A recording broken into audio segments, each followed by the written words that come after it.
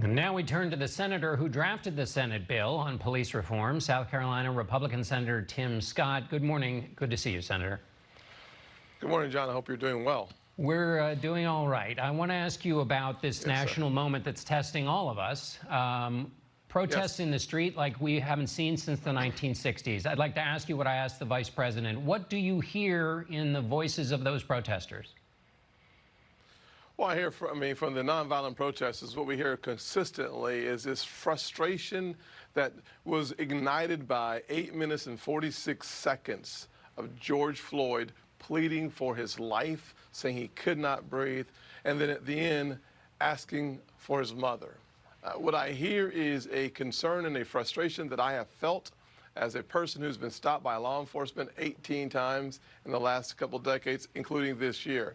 What I hear in the protesters is enough already, let's get to the table and get something done. And what I hear from the protesters is this is our country. We want our voices to be heard in this country.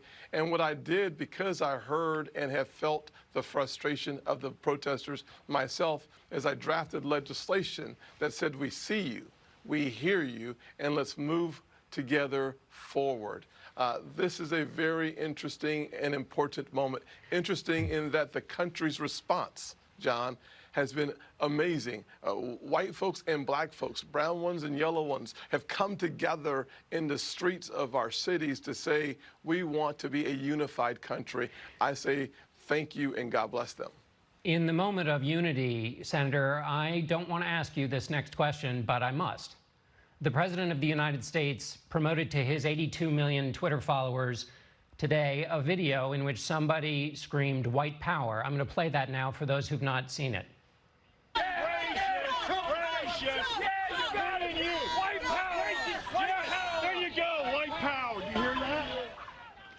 Senator, that's on the President of the United States Twitter feed to 82 million people. Your reaction? Well, he should just take it down. There's nothing much to be said. That is inappropriate, and it should be taken down. But you were talking about unity. You just made a very compelling case just then about hearing this agony and this cry of protesters and coming together for unity. White power is not unity.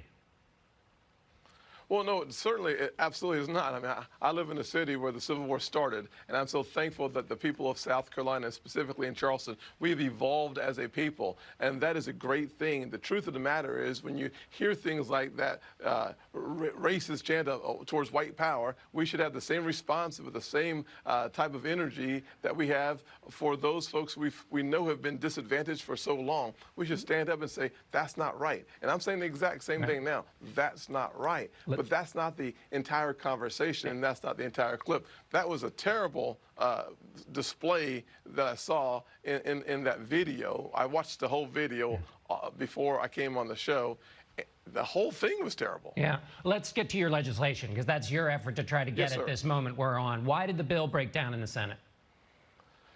Well, John, it's hard for me to tell you exactly why. My suspicion is that the presidential politics and choosing a vice president was a part of that conversation. What I offered my friends on the other side was not 5 amendments based on Senator Schumer's letter to us saying that there were 5 major issues. I said, let's fix those 5.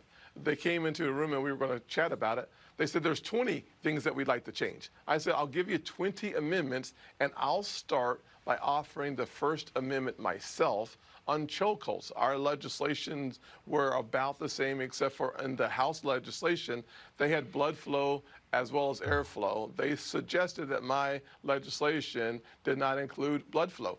I will add the carotid in there, and we'll make that change. We could do so much together for those folks in the streets today. We missed a golden opportunity, not because the bills weren't similar enough, but because what the House wanted was not what the Senate Democrats wanted to have a conversation about. So it seems to me, Senator, there's both a procedural question and then there's a policy question in your disagreement with Democrats. But I want to get at, you suggested this is about vice presidential politics. Do you think Democrats are just talking to you in good faith as you try to revive what might happen in the Senate, or is it past that?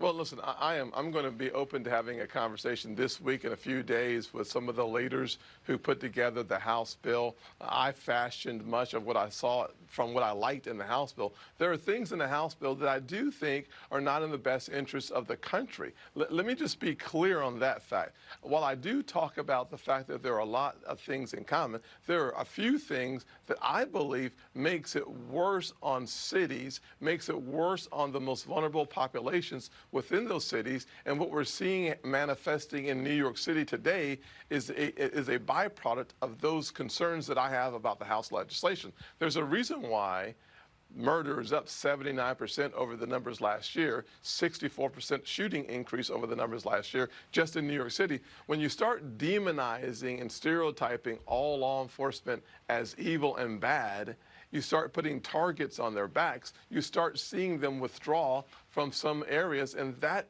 creates a powder keg that's not good for the nation. And so the demonizing of law enforcement is not a part of my bill because I don't want law enforcement to demonize African Americans.